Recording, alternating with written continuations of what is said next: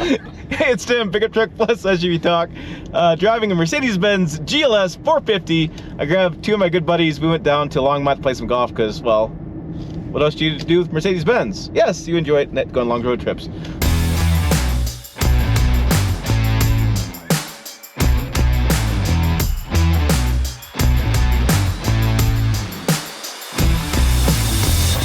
We spent about 2 hours driving down. We're on our way back in heavy traffic.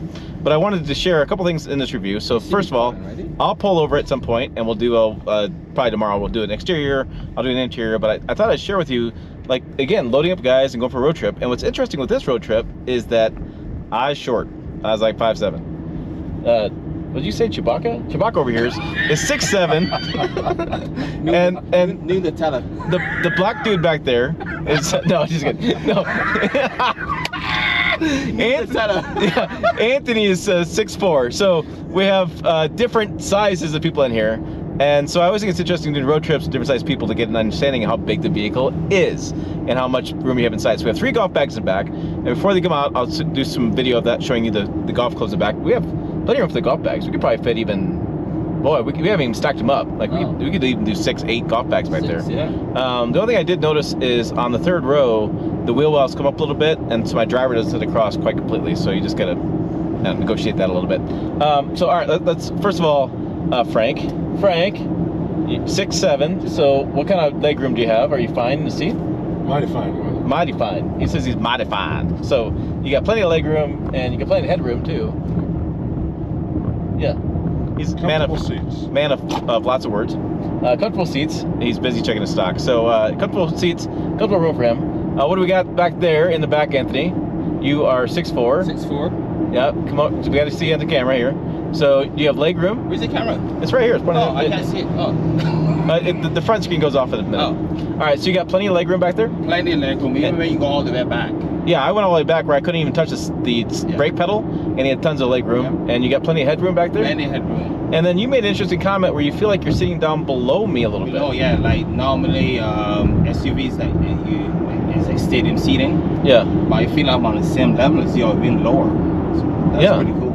All right, so he's nice, comfortable in the back, and my driving position, nice, comfortable. It's a comfortable ride. We've hit a lot of potholes and stuff, and no problems there. Lots of power. The only thing I would complain about a little bit is I was surprised the fuel economy wasn't any better. It's certainly showing 19.6, but it's like 16.8 and like 18.6 on the way down, and that's with the premium fuel, which is a little pricey today. The Hey Mercedes, there it is.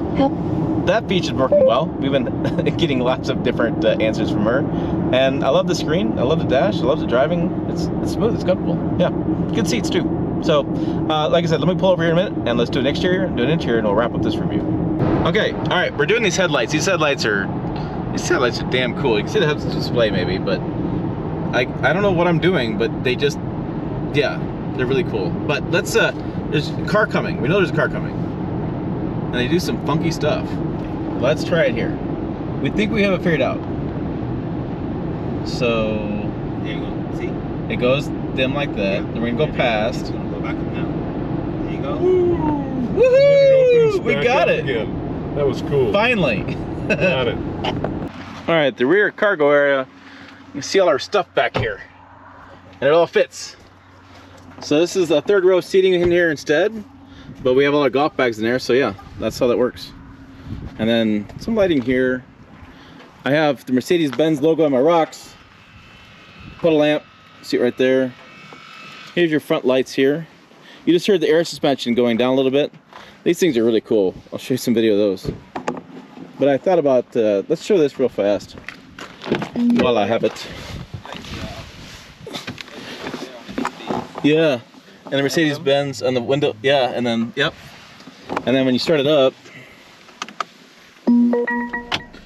it all turns on. But you see the ambient lighting here? You can change that color.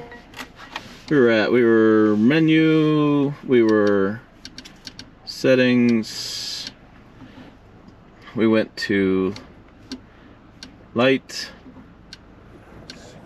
and ambient lighting, man. You can just color, you can pick your different colors you want, you can change different things, animation, all sorts of cool stuff. So really cool. And then this screen here changes as well. If we go here and we go, you can do drive modes. We'll change that screen a little bit, but yeah. So just lots of cool things to play with, lots of cool settings, really cool vehicle. Look how bright red that is. Light there, so it's like, Check Wow. these out. This is really cool on the side. yeah, you see those on the side? Yeah, that's a cool puddle lamp. Look how bright it is around it. You see a lot, so it's cool.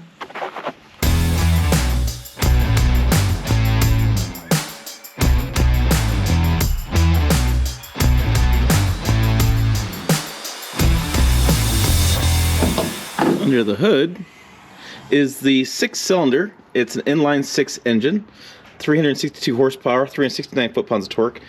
The key to this engine is that 9-speed automatic transmission, and that torque number is 369 foot-pounds of torque at 1600 RPMs. That means it's quick offline. Horsepower is at 5,500 RPMs, so not so fast as you get moving, but quick offline. 0 to 60 time in 5.9 seconds, so you can make your own conclusion whether it's fast or not. But yeah, that is the secret sauce. Behind the wheel, powering this GLS 450, the only kicker, I'll mention this in other videos, but being a luxury vehicle, be right here. Minimum octane, 91. That's gonna be premium fuel throughout the country, and right now, it's some expensive gas. All right. Kind of some cool things to show on the inside. There's your graphics. Let's start her up. I'm gonna move into the garage so that way I can avoid some of the sun glare. It's gonna beep at me, all sorts of stuff. Oh, second row left, not locked. All right, I'll fix that. I was messing around with the second row a little bit, so we'll clear that screen. Clear. All right, there we go. So let's get into the shade a little bit. Oh, there we go. Much better. So we have the camera popped up. It's interesting. You only see that one part of that screen. I wonder if it... Okay, there we go. Now we have the full. And do I have any sensors? No. Yeah, not really. I'm stopping it myself. I was surprised there's not more beeping going on. Okay, so inside the cabin I have that lighting setup from last night. I'll show you some video at night with that. It's kind of cool. Seat positions here, memory seats there, lock buttons in there. Everything's kind of tight in there. I mean, everything, you got to kind of figure out what's going on. Burmeister is the speaker system. We do have the window controls there. And then I have the hatch opening down there. I have lighting controls there. On the steering wheel, this is the Sport AMG steering wheel. We have the cruise control buttons here. We have the radio buttons over here. Behind, I have a dongle for the windshield wipers, front and rear. And this is interesting. This is your shifter. It is a dongle looking thing. So it's been interesting not having it here, not having it there. It doesn't, it's I don't know, it's just an interesting spot for it. This is, again, the mild hybrid, which means you can coast for some mile per gallon for fuel, but I haven't really found an EV only mode. Doesn't really have it. It's just a mild hybrid, just giving some fuel economy and some better emissions, up to 21 more horsepower when using that battery configuration. So not a true hybrid, not a plug-in hybrid. It's just a mild. It just gives you a few more miles per gallon when you're coasting down a hill or something like that. So we have some controls here for your switches for your AC and stuff, and I'll turn that climate control off. We have the big screen here, which is interesting. We have the pad for your arm. Hand goes there and uses that screen there. I found this is pretty useful. I don't like the volume on this side. I'm glad it's over here. That's the only thing I differently. Air suspension built in. These are interesting. These are like grab handles, something or other, and they have lights on them. It's kind of interesting. This actually opens and closes. I was hoping it's wireless charger, but it's not. As you can see, my drink gets in the way, so I can't really use my drink at all in that spot. So interesting. Turn those. They may be heated or cooled. We'll turn it on. We'll see what's going on. Interesting. Anyways, a small opening here for some stuff. Not really much room there. And you see the seats. This is all the way back. Seats over there. Second row seats. Checking out the big news on the second row seats. And I'll kind of get to this in just a second. As you can see, the panorama moonroof there is that they have the controls here. They are. You can move those seats with powered seats, and they're heated.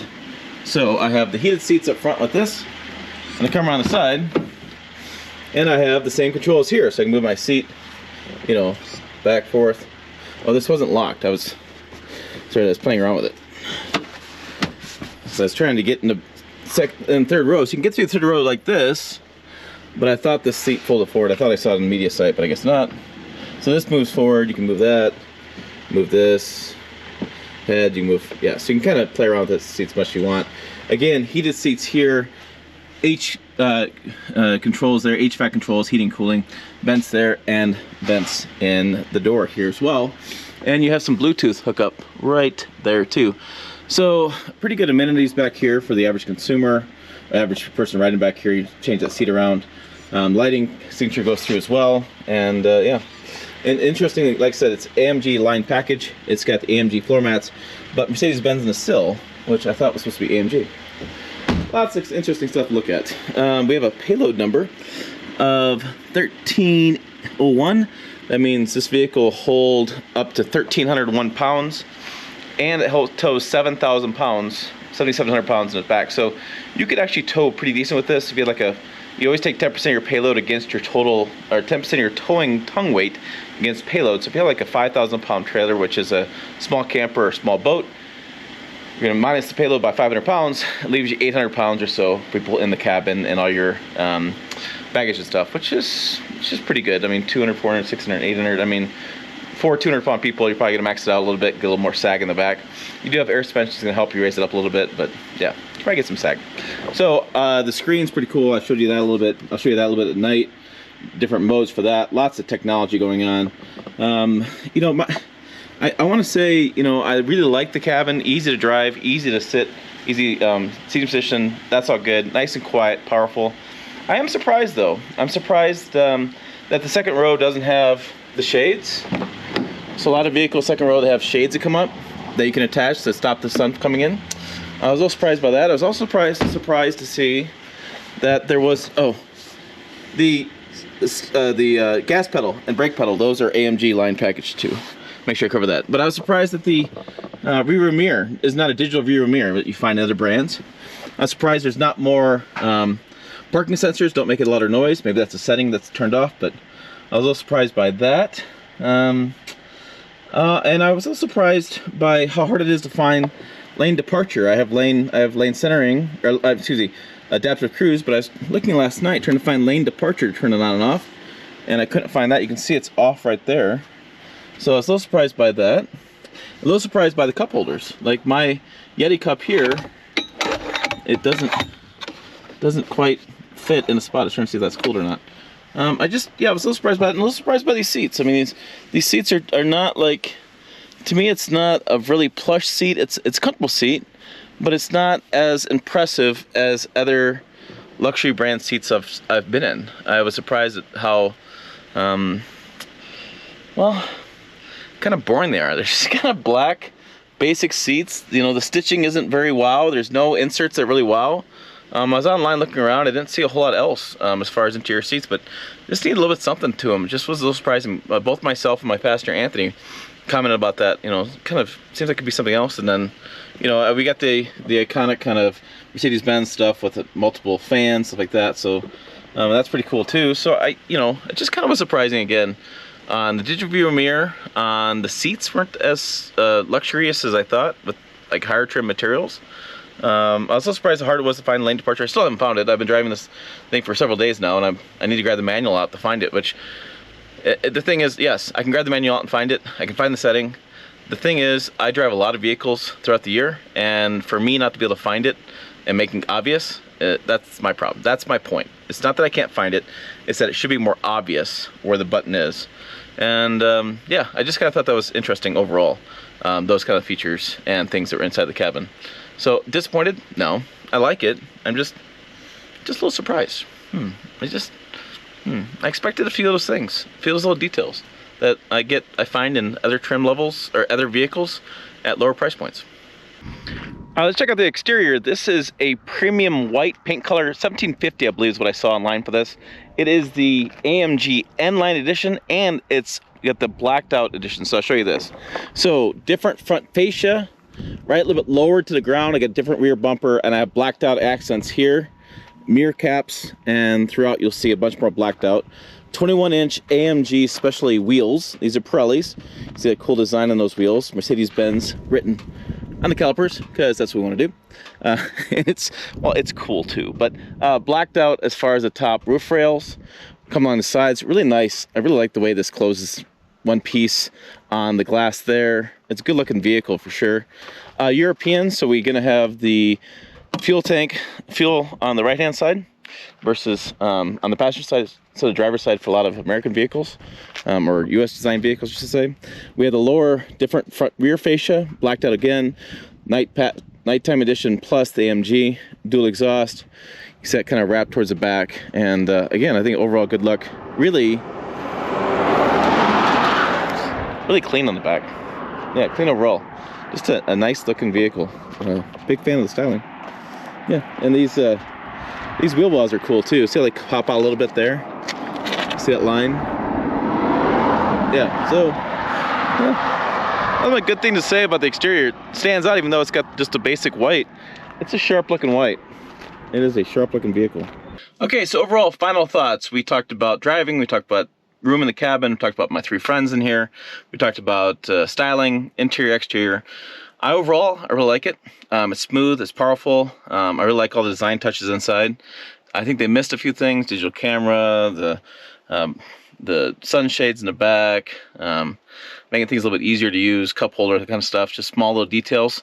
And yeah, price point's $96,000. So a little pricey on the spectrum, but if you're looking for kind of a luxury 3-row hauler that's not massive in size like a Tahoe or Yukon or Escalade, this just might be the vehicle for you. 7,700 pounds is pretty good for most towing needs, and having 1,300 pounds of payload. I've seen trucks that can tow more with less payload.